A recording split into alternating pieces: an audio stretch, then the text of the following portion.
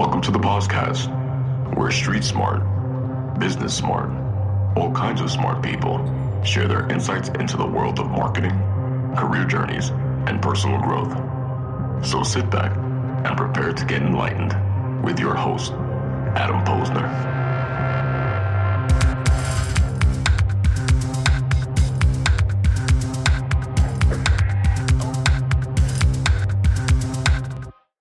I just don't really care for it, to be honest with you.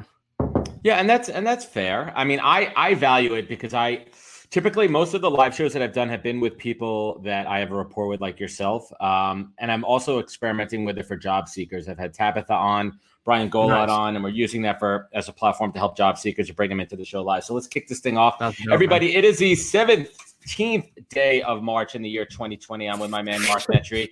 And it is crazy times we're living in. And the one thing that I will say, because I'd like to get Mark's perspective as a local Bostonian here, the St. Patrick's Day parade is canceled for the first time in, 200 plus years. Is that a silver lining in your opinion or not? Is it time to take a break and keep the streets of Boston clean?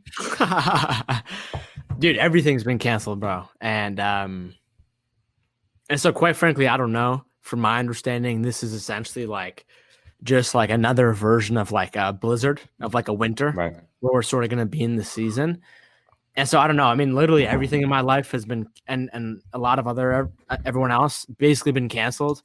All events, all major projects, everything, really everything. And so, yeah, I mean, I'm just kind of looking back here, I've just been so much gearing up for March, the last 6 months with my TEDx talk, book, events, everything got canceled. And so I'm super grateful that my book launch is still doing great, but I'm also just kind of sitting back and I'm like, wait, what the hell am I supposed to do now? Trying to figure out my plan B. And it's so much uncertainty too. And I was going to talk to you off air about this, but we might as well talk about it live because it's so relevant to what your book is, and we'll get to in a little bit.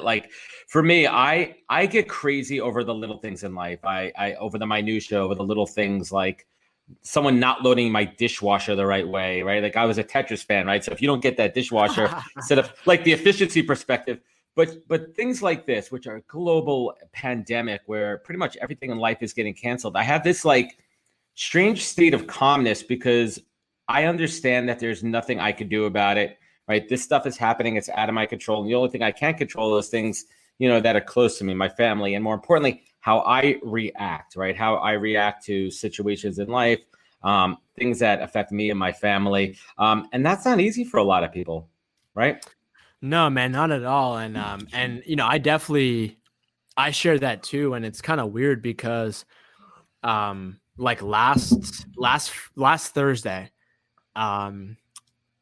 3 days before my book launch, and as things just start shutting down left and right, and I remember Thursday, everything was shut down. All my plans were shut down, and I kind of had this really strange sense of calmness and, quite frankly, happiness that I haven't felt in a while. And I think a big part of that is because when you start off from the bottom and then you become successful, that's awesome. But once you're successful, your mind is just in a different way. And so the fact that I've kind of feel like I've lost everything, professionally speaking, at least, thank God that I'm healthy. Nobody I know, man. Yeah, nobody I know is sick or anything. So there aren't any real problems. But what it did is it reset me to zero. And now I'm super excited because that is my ideal way to live, because I kind of felt like I always struggled my entire life, but now I'm not. So it's brought me back to that struggle. And that puts my mind in such a happy perspective. It's kind of hard to explain. It's interesting too. And let's talk about that for a minute too. I went into 2020 on a high, man. Business is good, family's good, everything's going the right direction. I was supposed to be literally probably in about 3 hours from now flying back from Austin, Texas, from South by Southwest, an event I go to pretty much every year where, Mark, I do the majority of my biz dev, my networking, all in a 4-day period. The entire tech and interactive industry, which are my clients, my candidates, everyone is there, right? Everyone is in the same place. And I look to that for my next year, 2 years ahead. I mean, the client I have right now was founded 2 years ago at South by. So that hit me hard when I had to cancel that a week and a half ago. I was like, all right, South by's canceled, I'll deal with that. But then everything else started to kind of domino effect. I mean, we saw it literally since last Wednesday, Thursday with, the sports teams and everything and reality kind of hit. Yeah. And that's hard for me, man. How, like, all the momentum I put into it, right? All that momentum, it paused. So like, let's talk about like how that affects people's like insides, right? With anxiety and stress and everything, because now more than ever, people need to chill. People really need to chill. Yeah, for sure, man. And I mean, it's interesting. I think when something bad happens, I think there are two kinds of responses. You could either jump in that pain head first, and you could be like, okay, all my stuff is canceled from South by Southwest. Everything else is canceled. What the hell am I going to do? How am I going to get clients? And you can dive into that. And if you're engaging in that process, you could maybe find clarity. You could actually, if you hunker down, it's going to be a struggle for sure, but you could eventually find a plan. And then I think there's another group of people, and I don't necessarily think this relates to just the coronavirus. I just think it's a general pattern of life. There's another group of people who kind of face like that big glaring problem, but they try to run away from it. They try to turn around and pretend it's not even happening. And in turn, what happens is that keeps on getting bigger and bigger and bigger. And they begin to feel pain. So they try to escape that with pleasure. And they try to subdue themselves with whatever temporary moments of pleasure, but they're not actually engaging in that pain to get that lifelong or at least longer sense of fulfillment, aside from like this very cheap, shallow version of happiness that we're all sold to on Instagram. Yeah, no, it's an instant satisfaction. Are you worried and concerned that this potentially catastrophic apocalyptic event is really going to exasperate and trigger so many people's deep inside psychological and mental issues? Oh, 100%. I think it's very clear when you see it. I think if you just go on Twitter and you see like people who are well known and how they're tweeting about the coronavirus, I think that's very clear. But ultimately, I think it's this: at any time of chaos and any time of crisis, it's almost sort of a reminder for each one of us, because we begin to think like, oh crap, like what's the actual point of life? Like if I'm not hanging out and cherishing with my loved ones and family, what am I actually doing this for? And so in a way, Absolutely. I think it can be really good. Like I saw this tweet the other day, and it was this janitor at a nursing home, and she dropped so many F-bombs in this tweet because she was so on fire. And she was like, yo, I'm going to make sure every damn spot of this nursing home is clean because I don't want any of my friends to die at this thing. And I'm like on fire. And yeah, so they're the most susceptible. Yeah. And I think for some ways it can trigger people in a good way to actually be like, okay, what is the point of life? What do I value the most? How can I move towards that? And then I think the rest time will tell. I hope, I'm not a scientist, but I hope that at a health level, I hope it doesn't get too worse, which it probably will, at least in America. I don't think we're there yet. Yeah, at least in America. But I think the economic, repercussions because of this, who knows again, I feel like we'll probably bounce back after a couple of years, but I don't know. I don't know how long it's going to last. So we are a resilient people. I mean, Americans bounce back. I mean, that's, the 200 plus year history of what we do here. But, I think in this day and age, it's definitely scary. I mean, we're so interdependent on each other, but I think it's also, and I'm really hopeful for this. I know sometimes I come off a little cynical and snarky, and that's my New York Jew coming out and everything.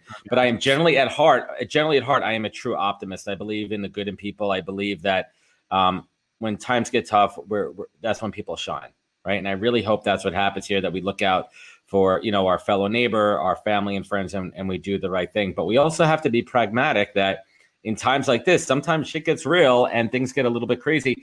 And that's what I'm concerned about. Like, for example, the idea of being a have versus a have not, right? Being a prepper, right? Making sure that you have everything. For me, my wife's like, don't get crazy. Don't be crazy about it. But I have 2 small kids at home, and I'd rather be the one that has everything that I need. I'm not talking about going out and buying all the toilet paper at Costco, but having enough to get by for a few weeks, and knowing that, I have my family's best interests in mind. And I think that mentality, that I don't know if there's probably a scientific name for that flight or fleet mentality, gets people even crazier, right? And it kind of goes.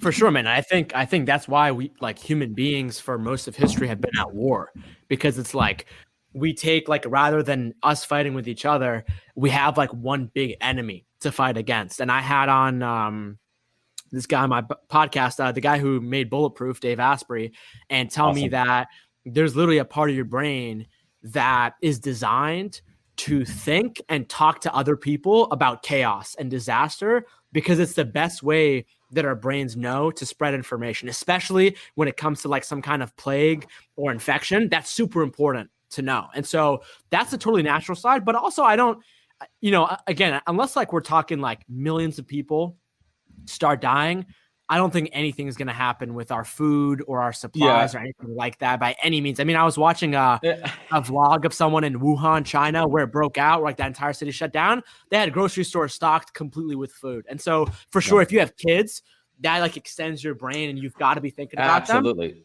So you got to have both sides. Both sides. Yeah, it's a Papa Bear mentality. And I mean, I don't want to digress too much of what's happening here, but my fear, I mean, let's talk about it scientifically for a minute here, and we're not experts, but like, no. if you are in relatively good health, right? And listen, like you have a good immune system, like everything's saying that you'll be fine if you do get it. Like you might get sick, like it might cause some other things. And, the rate isn't terrible. And I'm not wishing that on anybody, but like, if we were in a flesh-eating, instant dying, kind of insane virus situation, we'd be in a much different conversation right now. And I think that we have to count our lucky stars, and we have to know that we're going to come out of this. We're going to take a hit. Things are going to get crazy. They already are. But we're going to get through this. And I think everybody needs to understand that there are things that are out of their control, and they need to just chill and go with the flow. And like, this too shall pass. Like, I firmly believe that as in everything in life, this too shall pass. For sure, definitely. And like, like you said, I have the John Hopkins website in front of me. 80,000 people have already recovered from getting corona, but also Italy's death rate just doubled over the last day. So that's terrible. But but let's just quickly caveat the Italy one. And I read this that Italy has the largest, the oldest population in all of Europe. So we have to kind of measure the facts there as well. Which who this is affecting more. So let's shift on from this. It is certainly the topic du jour. It is everywhere, but that's what's happening here. So I heard somewhere, I don't know where I saw it, but I heard that you wrote a book. No, that was someone else, man. Different guest, man. Come on, you suck as the host. No, I heard that you wrote a book, but here's the question here. When was that first inkling, when you're like, you know what, one day I really want to write a book? Was it back when you were a kid? Was it more recently? And I'm not talking about the actual like pen on paper, let's start this book, but when like when was like, hey, you know what, one day I want to write a book? Yeah. So maybe I got the idea like after I had been hosting my podcast for like a year. And believe it or not, I was actually working on a totally different book. And I was actually working on this book called like Humans 2.0, which was going to be like a kind of Tim Ferriss, like Tools of Titan style of what I've learned from all my guests. Yep. And, that's a massive project, but I was already working on it. And then maybe in about September of last year, I was in LA speaking, and I just got like a crazy idea to write this book for people who, once like me, who maybe consider themselves a little bit too introverted, a little bit too shy, maybe socially anxious, super quiet, but they don't really want to be, and they want to be social, and they actually do like talking to people. And so I got that idea because, I mean, anytime someone hears my story on a podcast or show or speaking or article or whatever, almost like that's always the number one question. It's like, oh, Mark, I'm an introvert. I'm super shy. How did you do this? And it's not exactly, I can be like, hey, just follow this tip, follow that. It's a pretty serious issue. That's pretty deep. And so, and there's no one fit, right? There's no one fit answer for everybody. There's different elements to it, of course. For sure. And like, I'm in like the entrepreneurial self-improvement world. And I just didn't really see any book, any author, any kind of person, directly kind of speaking to these people with the vehicle and the methodology that I found that works, from a root cause to actually understanding the science behind it, to kind of understanding it in a story format. So yeah, it's pretty interesting. But yeah, I think I wrote a book. It's been pretty interesting. Was Screw Being Shy an instant title that came to your head right away? What are some of the other working titles that you had for the book? Ooh. I think it was actually. I think it was the first title I came up with, but the subtitle is it's right now it's Learn How to Manage Social Anxiety and Be Yourself in Front of Anyone. I was gonna try to name it something like for shy people who don't want to be shy anymore. Something along the lines of that. Or like the Dummy's Guide to Not Being Shy. You know what? I would have been a little bit more original than that. Yeah, come on, man. Yeah, I think it's super catchy, and it definitely jumps off the shelf of you. So why, there are other books out there. We'll call them self-help books. There's guides out there to deal with social anxiety, which we'll talk about in a little bit. But what makes your book different than every other book that's on the shelves? Yeah, I mean, a couple good books I recommend are How to Be Yourself in Front of Anyone by Dr. Ellen Hendrickson and Captivate by Vanessa Van Edwards. And then also, I forget, but her name is Susan Cain. She talks a lot about introvertedness. And so honestly, man, I wrote this book because I'm not a scientist, not a psychologist, not a behavioral expert, but yet I have all this information from these people because I know them and I've talked to them and I reference their scientific studies. And so again, it's like the same thing of like, I saw all these people who, whether they learned about it in like a clinical session or whether they're just like addressing the software of what it means to have social anxiety while not really accounting for the hardware because it's not their expertise or whatever. And so like, there are so many kids out there. There are so many young adults. There's so many adults out there who struggle with this issue. And like, I don't know. I feel like my book is kind of super simple to read. It's I'm not an author, bro. Like I don't know how to write an intelligent book. So I just kind of wrote the way that I write. I talk a little bit about my story. I talk about other people's stories that I've gone through this. I break down the science behind it, but not like too jargony, not super complicated. Right. Literally, it's like the way that I talk. Right, you make it digestible. Super short. Yeah. So let's talk about the process for a little bit. And I really love to break down whether it be an artist, an entertainer, a DJ, any type of creator. Like, all right, so you got this idea for the book. Is the first step an outline? Is it a kind of hypothesis? Is it like a treatment? Like, how does the process work? If you don't mind, let's pull back the curtain. Yeah. So what I do is whenever I get an idea, usually instantly, I talk about it with people that I know I should be talking about it. Because when I do, not only necessarily am I just looking for their feedback, although for sure I am, but when you have a conversation with someone, I really believe that's the universe's way of helping you express your soul. Like I know for me, like I'm in a conversation and I say something, I'm like, whoa, I didn't know that. Or whoa, I didn't connect those dots before. Yeah, like it's getting pulled. It's getting pulled from other places there, and it's meant to be said. I like it. That's exactly it. And the matter of the fact is if you are thinking about something by yourself, you only have one feedback loop, and that's your brain. But if you have someone else, that's a different feedback loop. And so for sure, if you have terrible friends that shut down all your ideas, probably don't do that. But for me, I always talk about it because it gives my brain sort of that space to like kind of flesh out this idea, carve it a bit more, get it in front of people, see what they say, get more data, get more feedback. And then I remember writing this book, man, literally on a flight home from LA to Boston, 5 hours, 6 hours. And at first, I didn't write an outline, and I just sort of straight up wrote literally the first 2 chapters of the book. And then I had to go back and be like, wow, this is BS and crap. I have to completely rewrite this. And so, like when I just wanted to interject for a minute too, when there's a big difference in your head, especially someone who's not an author like either of us. Well, up until a couple of days ago, now you're a published author. But like you think that your words in your head will translate directly to written writing, and you think that the way you talk will be readable. It's completely not, right? Like you try, and we see it in our LinkedIn posts sometimes, right? And we kind of have to refine it. Like we have to kind of refine our writing because it goes from head to mouth to hands, and there's a lot lost in translation there. That's exactly it. And so, yeah, I mean, there were so many times aside from that writing period where I would go back to what I wrote, and I was like, wow, I didn't know I was a third grader. I really didn't know that. I didn't, write terrible. That word for the life of me. Yeah, I mean, dude, I'll even tell you a story. I've never said this on a podcast before, but literally about a month before my book came out, the editor that I had hired, she gets back to me and she says, "Hey, Mark, I don't know how to tell you this, but listen, the content of your book is very well done. Good job. You've done your research. You've structured it well. The writing, the sentence structure, the grammar of your book is literally so terrible. I cannot work on this project, and I have to leave. You have to fire me, and you have to go find another editor."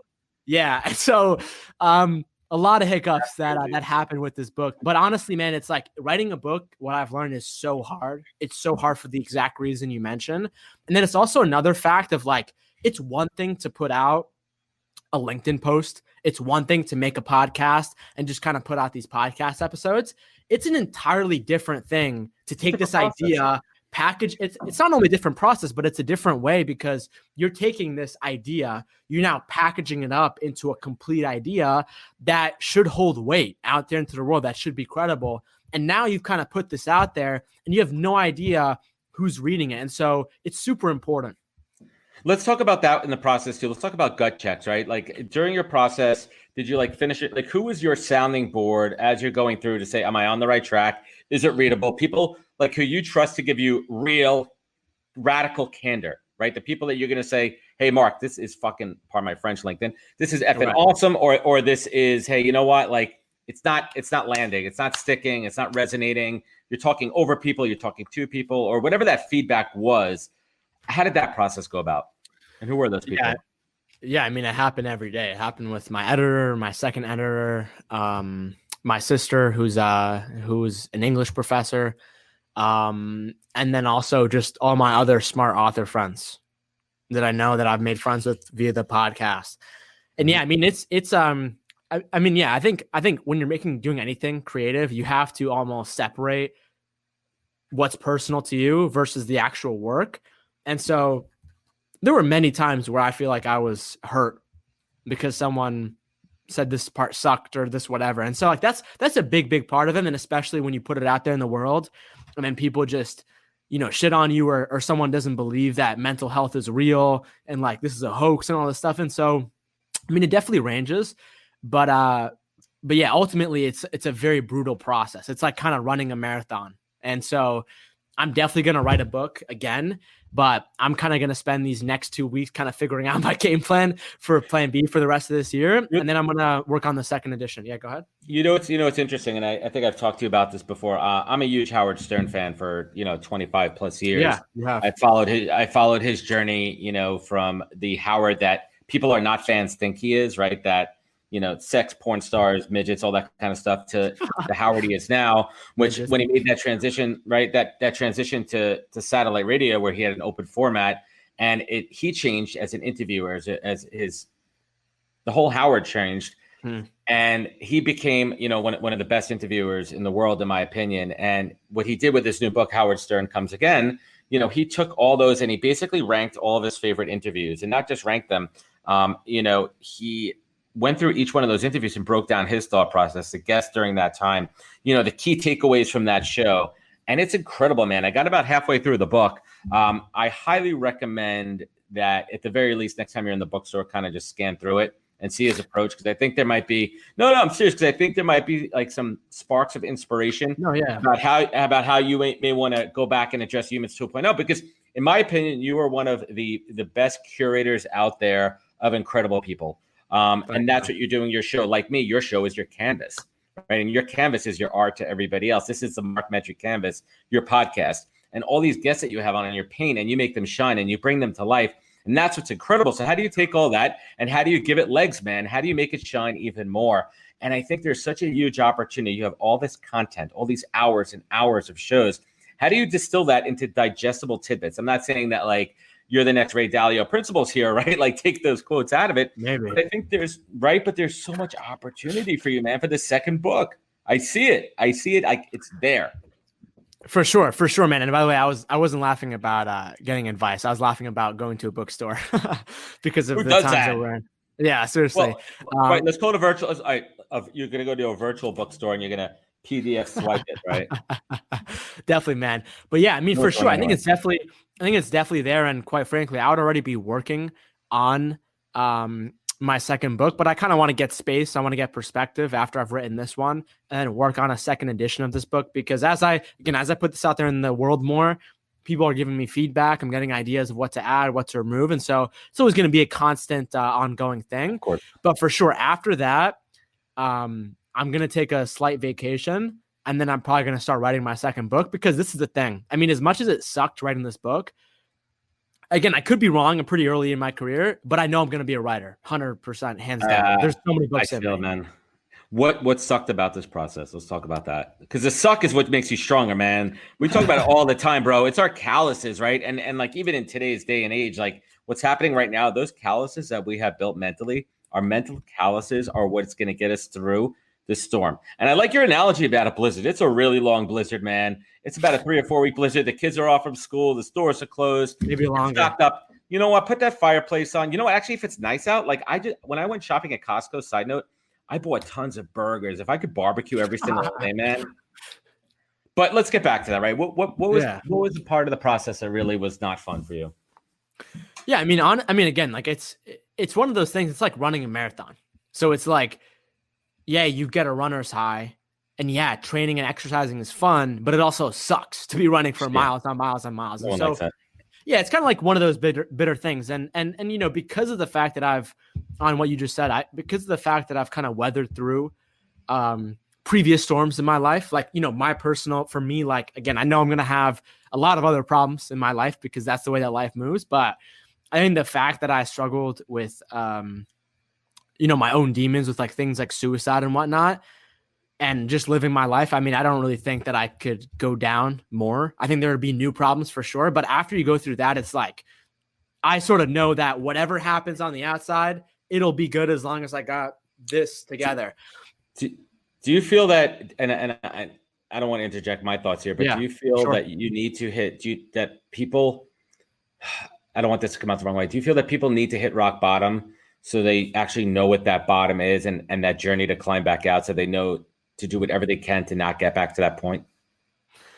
For some people, yes, but I don't necessarily think it's necessary, in the sense of, I think when you meditate daily, I think that simulates rock bottom every day. And what I mean is, I think there are two paths that you could potentially go on. You could go on the path of like consistent growth. This is usually what happens if you have like the right good parents, where like they teach you the right values. Yeah, of course you're going to run into problems and whatnot, but they're there to guide you. They sort of teach you to have a sense of your intuition. They teach you self-awareness, and you know, you just incrementally grow. And for sure you might have problems, but they're not going to hit you that hard. Whereas I feel like for me, you go through life and you face issues and you don't exactly process them. You don't exactly realize that you have these problems until like 10 years later you grow up and they sort of all come crashing down. And so I think for some people, you need that moment of rock bottom. You almost, going back to the beginning of this conversation, you need to hit zero to build that foundation in the first place if you've never had it. And so I think that's one. Yeah. Were you going to say something? No, I'm agreeing with you, man. And so I think that's part of it. And so whatever that looks like for someone, that's a big part. And that's why, like, someone like me, I meditate every day, because when you hit rock bottom, you actually get in the present moment, because you're constantly distracted, both from the outside and also the inside, of always being pulled to your past or always being pulled to your future, which is actually an illusion that can create depression and anxiety. And so what happens is, when you face a traumatic event and you're in that moment of your life and you hit rock bottom, you snap into the present and you're like, whoa. Like, wait, this is what my life has been. And then when you're in the present, then that's when you can actually gain clarity of your life and change your behaviors. So if you're meditating and you're always getting the present moment every day, or whatever way that is for you, you're constantly simulating that. And I know for me, like, the reason why I do all the things that I do, of all of my LinkedIn posts, all the stuff that I talk about, I think it's because I never want to hit rock bottom again. I know how terrible it is. I know how bad it is. I've had people on my podcast who have had it worse. Like, I've had people on my podcast that have told me, like, hey, dude, I had $750 million in my bank account, but I was going to kill myself. It's like, all right, man, like, that's the real problem. Yeah, I know. Sure. I mean, you also have to put everything in perspective, and I think that's absolutely fantastic. So you have been on a pretty solid rampant press junket and talking deep about social anxiety. So I want to talk about this just for a little bit here. How do you define social anxiety? Great question, bro. So there's a big difference between being like an introvert and then having social anxiety. If you actually look at the definition, an introvert is defined as someone predominantly, the way that their brain works is they have a tendency to focus their attention and energy on their internal world, thoughts, emotions, feelings, themes, their own dome. Whereas extroverted people are the opposite. That's just a character trait. I don't really think you can change that about yourself. That's just the way people's brains are structured. People are wired. They're hardwired. Exactly. And so, there is some degree of control you can have for that. But the reason why this is such an issue is because a lot of people that are shy, that are overly shy, that are extremely shy, put themselves, whether it's they put themselves in that bucket or someone else told them, oh, you're just a quiet introvert. Then they can actually have issues. And what I mean is this: it's also totally normal and totally healthy to be shy every once in a while. You show up to an environment. Yeah, totally normal, totally okay. You're out of your comfort zone. Okay. You're out of your comfort zone. You're shy for like the first 30 minutes. You walk into an event where you don't know anybody.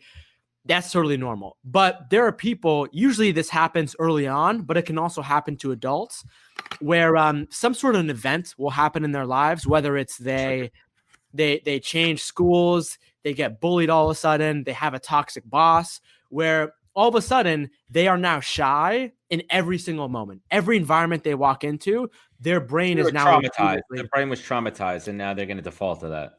Yeah, and that's the root cause. And everyone has a different way of that. It doesn't have to be with social anxiety. It could be with the varying issues that life has to do with.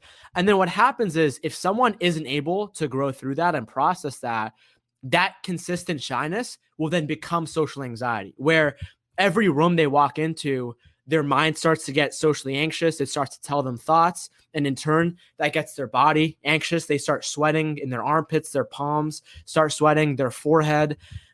Their throat tightens up, it clenches up, their mind starts to go blank, it starts to overthink. And then what happens is, someone who is socially anxious, they will walk into a room, they'll walk into an environment where they may not even be shy, they may not even be socially anxious at that moment, but because their brain and body has formed this repeated feedback loop, when they walk into a room, their body will start to show the signs of anxiety, like sweating, your throat will start to clench, even if you're not actually anxious, which then your mind will look at it and be like, oh crap, I'm socially anxious. And essentially what happens is, this creates this feedback loop where someone is literally unable to talk to people and unable to get out of social anxiety, where it's a real nervous system, fight or flight response. So that's what it is, man, if that makes sense. Wait, hold up, Adam. For some reason I can't hear you. Because I'm muted. That's why you can't hear me. Now I'm off the mute. There we You go. can hear me fine. Let's talk about, I do that when I cough or drink water, because I don't think you cannot catch coronavirus digitally. Let's just make a public service announcement there. But let's talk about your triggers for a moment too. I mean, I want to actually double back, like your journey, your story is what defines you. Each of us have a story. We can't change it. That's our book. Those are chapters in the past, and we have to move forward on that. But your journey with social anxiety, what were some of your triggers? For sure. And for sure, I definitely don't think that you can go back to your past and change your life, but you can definitely change your story, for sure. And so for me personally, I was always an introverted kid, but not shy. I had like a tight circle of friends. For sure, quiet. I kind of enjoyed my solitary. I kind of enjoyed being in here, but not shy or anxious. And for me, when I moved from second to third grade outside of the city and into super small town, 5,000 people, really interesting part about this town was there was no racial diversity whatsoever. And so nobody looked like me. And so basically I was the only person at my school who physically looked different. And so that was also the time of like post 9/11. And so because of the fact that I was Egyptian and Middle Eastern, man, I got destroyed. Can't even imagine, man. Yeah, I endured some pretty severe racism, bullying, all that kind of stuff. Kids are brutal. Kids are absolutely brutal. For sure. But also the point on that is, like, I think a month ago or a month and a half ago, I got a Facebook message from someone who was super racist and who bullied me all the time in like middle school. And he sent me a message and he says, dude, I can't believe all the things you're doing now. It's so awesome to see. And he told me that his dad was an alcoholic and he'd beat the crap out of him every day. And so with that same anger and rage, he also dealt that out with someone, but just a different person. And so, you know, if these issues are not solved, they're transmuted to the next person. Yeah. So that was kind of me. And then the really interesting part that happened too was, like, also at that same time, I began to develop some physical health issues. So things that, quite frankly, I see a lot of kids today in America developing, like asthma, issues with their stomach, gut, appendix, skin, behavioral disorders, attentional disorders, sleep, bladder issues, a lot of these things. And so I was, I would be in the doctor's offices all the time. I would get some kind of a medicine to take. And I was just told like, hey, bro, this is just the way that you are. And then years later, you find out a lot of those medicines, their side effects are, lack of sleep, has potential mental health side effects, exactly. And so, it lacks your energy. And so I kind of felt like growing up, I was just placed in this bubble for a solid decade of my life, man. And I kind of realized this until I was 18, and where, this issue blew out even more. And I just began to tackle this issue, man. And here we are today, book after. What do you want somebody to take away after reading your book? What's that one key takeaway? Or is it different for everybody? Yeah, for sure. So, honestly, my book is specifically targeted towards people who, of course, are shy and don't want to be shy, who have social anxiety. But quite frankly, man, in a broad note, this book is for anyone who wants to just up their mental health game. That's just based on legitimate practical science. That, I'm not talking about like what I've anecdotally done in stories, although I do mention that. But I also talk about like, hey, this is what the research says. This is what they say actually works. This is what they say what doesn't actually work. And so I want people to realize that if they are facing a mental health problem in general, there is a very much verified, documented, science-based approach on how an individual can slowly begin to take action on these things in their own personal life to get out of this issue and to heal. Because a big part of the narrative in terms of mental health in this country is it's either if you're really at rock bottom, you call the suicide hotline, or, you go to a doctor, you go to a therapist. And right. I think all those solutions are fine.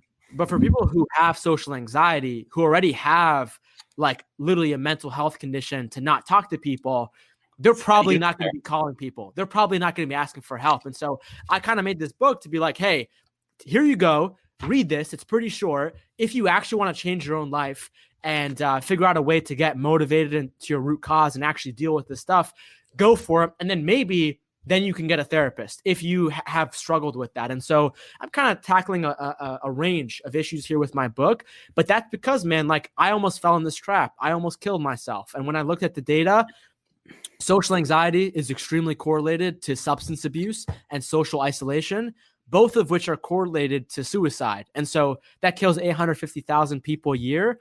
And so it's like, that's a problem I'm trying to tackle too. And I just saw like a big sort of conversation, a piece of the conversation that was missing, that I fell down, that I know this exists out there in America and in many other parts of the world.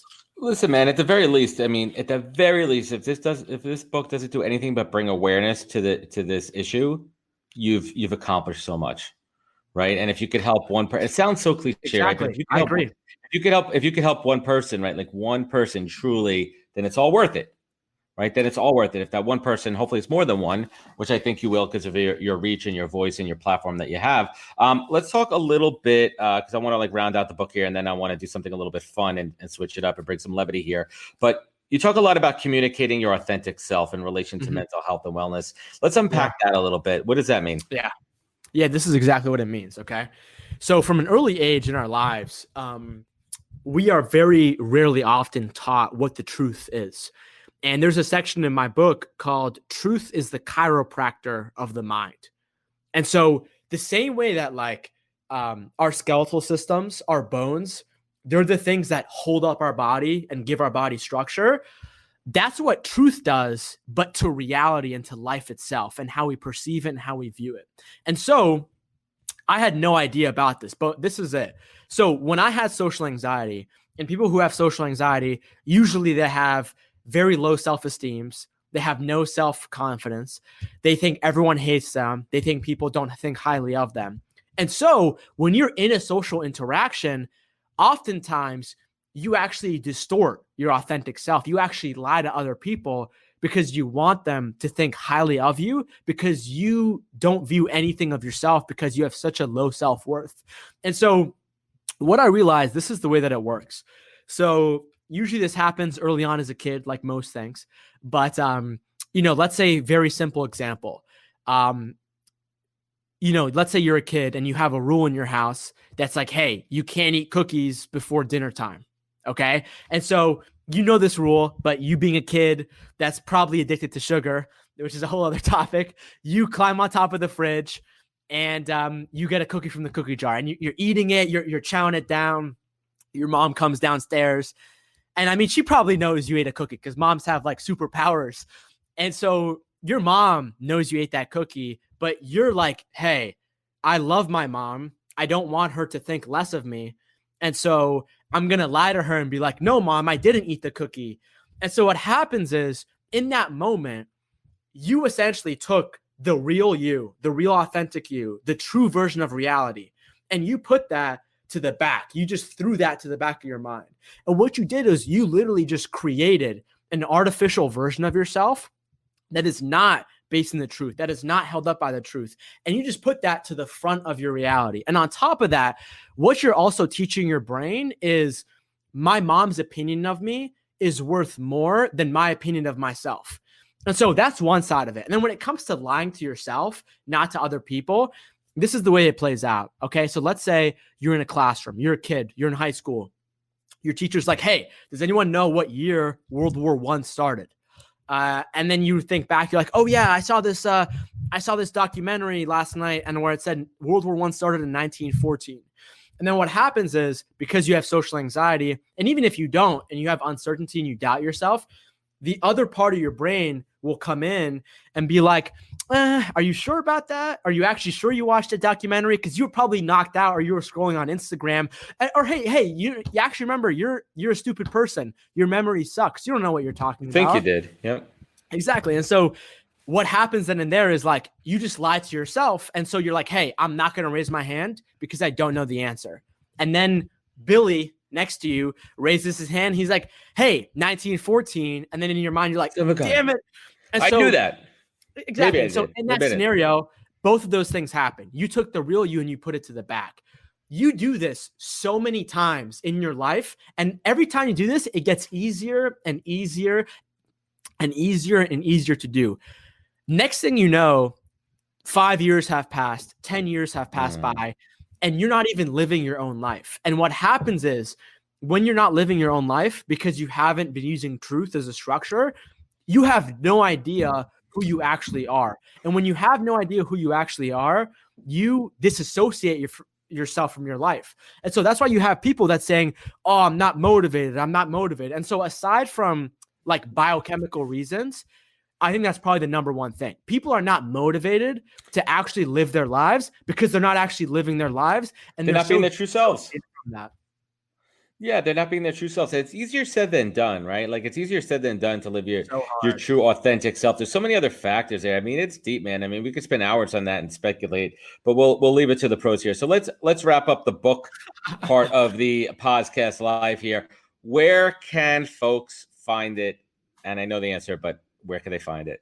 Yeah. So if you go on Amazon, which is probably going to employ all of us by the end of this, if the economy crashes, go on Amazon and search either my name, Mark Metry, or search Screw Being Shy. If you're interested in this, grab a copy, tell your friends. You have any kids, anyone who's super shy, send them a copy of this too. And yeah, bro, thank you so much for having me on the podcast. Oh, we're not done yet. What are you doing? I think I saw you mention you're donating a percentage of book sales to what charity is that? So on the physical copy, 15% of the profits will be donated to the American Foundation for Suicide Prevention automatically. And that to me is like, again, it's like I've donated more money to them from the book sales that I've gotten so far. But it's just like, I mean, quite frankly, I think like for me being a business owner and everything I do, you have to find some kind of a way to like, whether it's explicitly or implicitly help other people that have helped you. And so, pay it forward, man. So yeah, it's so important. So I think any kind of project that any entrepreneur listening should do, take a percentage of that and just automatically put it forward if you can afford to do that. No, that's fantastic. It could have said so. Everyone find the book there. You want to play a little game quickly? Let's do it. Let's have a fun game here. So this is a game, and it's funny because it's called PodDecks, and you know how Oh I my feel God, about it. dude. I get Instagram ads about this. So that's exactly what happened, man. I am one of my weaknesses, if I was on a job interview, is I am a sucker for Instagram ads. I almost bought a survival shovel today. I saw this shovel today on Instagram ads. You probably know the one I'm talking about. I saw this shovel that literally looks like if I was in an avalanche, I was in trees falling down, I needed to start a fire, I was stuck in the woods, I needed to fight off, an army of bears or ninjas or whatever it was. If I was in the zombie apocalypse, this shovel would save the day. And I didn't buy the shovel. I was really close. It was really cool, man. But I saw this thing called PodDecks, and you know how I feel about pods, but we'll call this PodDecks here. So basically, this is kind of fun. So it's 52 cards in a deck, right? And each of them have random interview questions, and it's just a lot of fun. Is this like you and I have no problem with guests? We are prepared. We know how to interview people. So this, I guess, is for people who have no clue what to do in a podcast interview. So it's fitting that Mark and I use it right now. So for the sake of television, here's the way we're going to do it here. I'm going to hold up. Let's try to do this here. This is my left hand, my right over here. Pick a card. There's 1, 2, 3, 4, 5 cards here. Pick a three. We're going to go through here. This is all right. Here we go.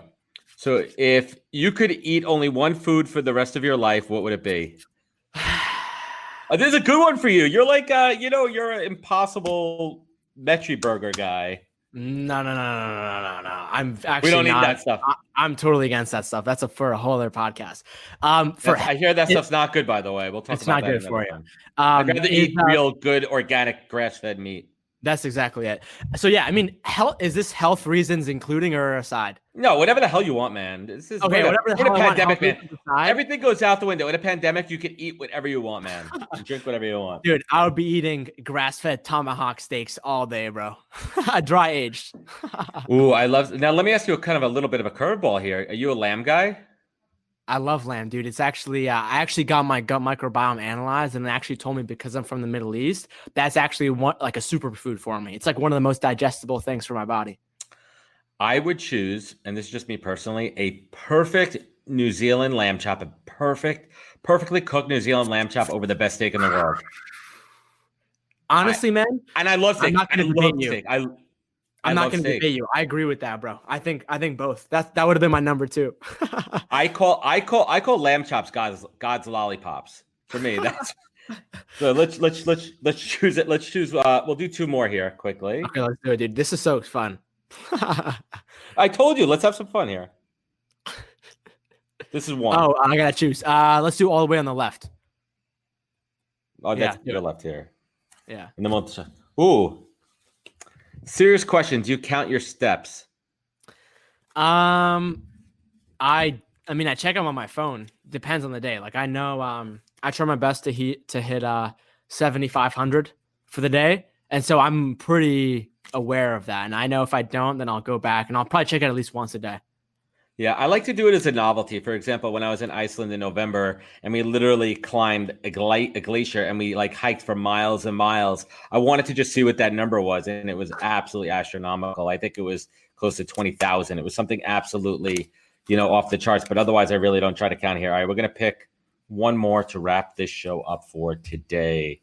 Cool. Oh, there's a lot of them here. So you're going to try to touch the screen on this one. All right, let's see if we could put some hand sanitizer on. Hold on. All right, hold up. I'm gonna go for my right. That one right there. This one? That one. Ooh. Do you have any superstitions? And there's a difference between, just for the crowd out there, there's a difference between OCD, neurotics, and superstitions. I mean, dude, listen, man. I mean, everything I've gone through, all of like I've been through a couple of mystical experiences. I don't know if you know what that is. And so after that, I'm like, I literally think anything is like, honestly, like, and even with this pandemic, I'm like, if a UFO just came down right now, I'd be like, yo, what's up, guys? Want to do a podcast episode? Like, I think anything is possible, man. So I think I'm too open to even have a superstition in the first place.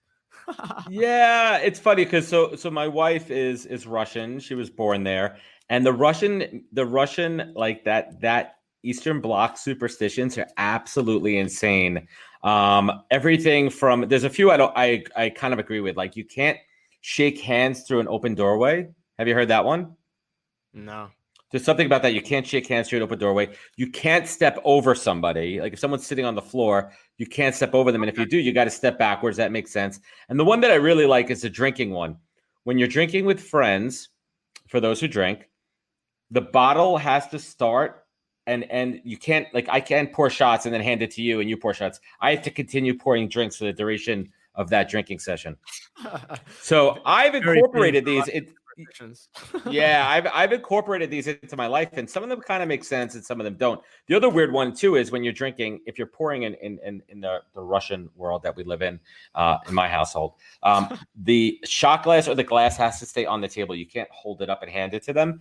And the thought is that it has to be grounded.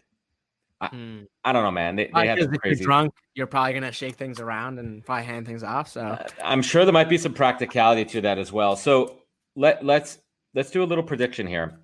Being your optimistic self, we are never going to go back to the normal as we knew it. The same thing with 9/11. It's a new normal. It's a new day and age. But when realistically do you think the smoke is going to clear and we'll get back to work and school and everything? 3 months. I have no idea if like that's when schools will open or anything, but I feel like the world will be back to again, like you said, like a new level of normal, which I'm glad it is, because this is actually going to happen. Like I saw a Bill Gates TED talk and he was like, this is actually going to happen all the time. Yeah. He said that in 2015. Yeah. And so I would say 3 months is a good estimate, but I mean, listen, I hope it doesn't last that long, but I mean, dude, it could last until 6 months. And I think if it does last past 6 months, I think this is a completely different conversation that we need to have about the state of the world and what this is going to do. Yeah, it's really scary. I mean, I'm really hoping. I'm hoping that this gets under control within the next 2 months. I really think that within the next 6 to 8 weeks. I think that unfortunately we haven't hit peak numbers here in the U.S. And I think that's because of lack of detection and a lot of the symptoms have been masked, and a lot of us could be carriers and we don't even know it. But I also like put in perspective too, like this is thankfully not a deadly disease, and like the more time that goes by, I know all the positive news, like the research that's being done and the vaccines and the antibodies, like we will get there, and the technology that we have, like let's talk about silver linings here, right? The technology and the advanced medical science world that we live in is accelerating this hopefully at such incredibly more rapid speed than ever before that we'll be able to crush this quickly. We got to think positive. Dude, absolutely, man. And by the way, my number for 3 months, it comes from and I forget the name of him. I should definitely name him, but he works at the CDC, and he says that pandemics last for 3 months. They hit peak 1.5 months in. And so who knows, this will be shorter or longer. That's my estimate.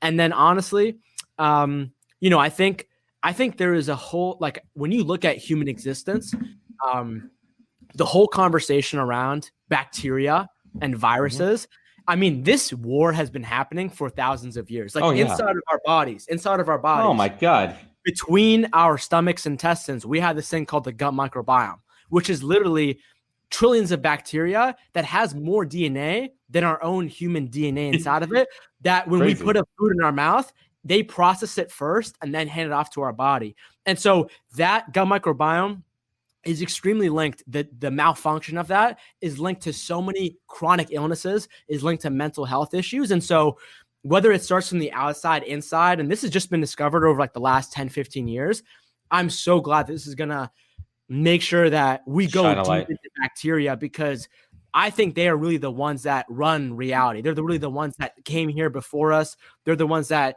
are a big part of all of our biological functions and our ecosystems in the world.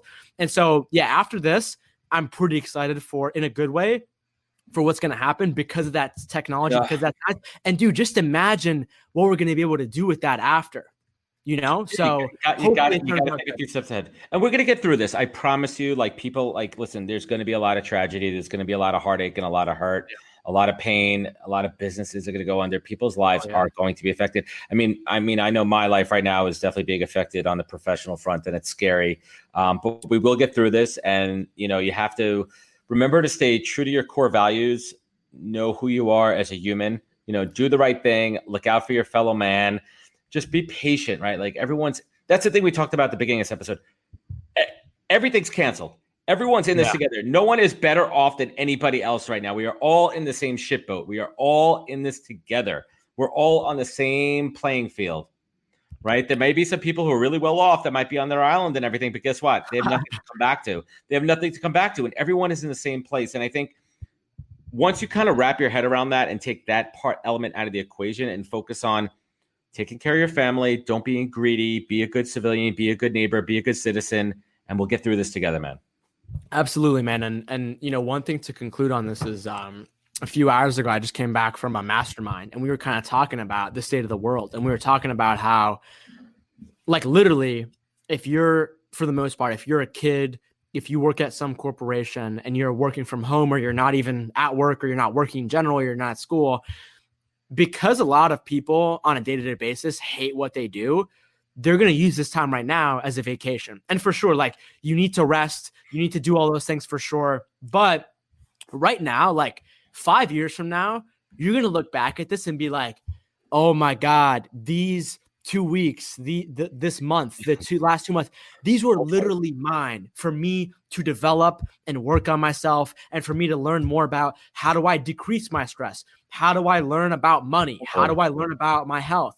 And so, quite frankly, for me too, I'm using this time to sort of like retreat and almost like hibernate in a way, and come out of this season, this winter, 1 month, 2 months, way stronger, way better, way more willing to serve other people. And then honestly, man, like, you and I are like a lot on this online stuff, me more than you, just because of my age and the world that I've grown up in.